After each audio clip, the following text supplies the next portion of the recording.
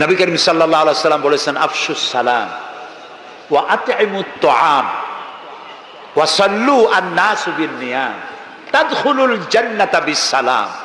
তিনটি কথা। কয়টি কথা শুনতেছেন আপনারা?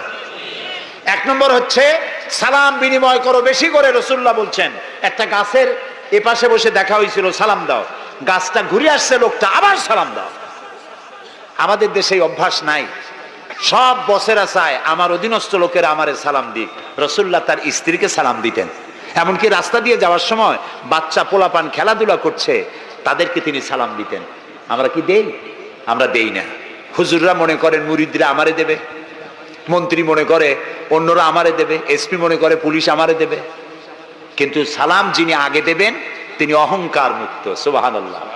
এবং এই সালাম অন্যরা বলে কি সুপ্রভাত, গুড মর্নিং, গুড ইভিনিং, শুভ সন্ধ্যা, শুভরাত্রি। এটার ব্যাখ্যা কি?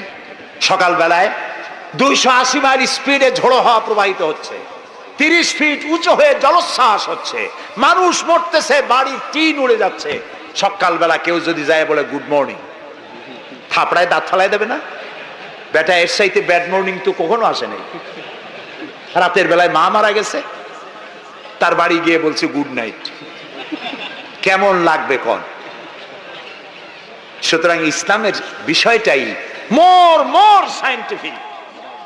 সুখে দুঃখে, বিপদে আপদে, সুখে শান্তিতে, রাতে দিনে, সকালে সন্ধ্যায় যখন দেখা হচ্ছে, একজন আরেকজনকে সালাম দেয়, আসসালামু আলাইকুম।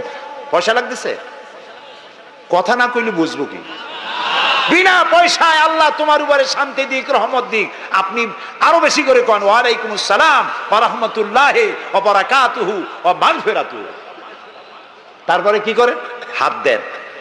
কিছু কিছু লোক আছে হাত মুঠে ছোঁয়ায়, সবটা দিতে চায় না। আবার হাতটা দিয়া এরকম ঝাঁকি ঝাঁকি করে, মনে করে যত ঝাঁকি তত নেকি। এটা কিন্তু একটা পাগলামি। জি, আপনি হাত নাচান কেন? ধরে রাখেন আর বলবেন ইয়াগফিরুল্লাহু লি ওয়া লাকুম।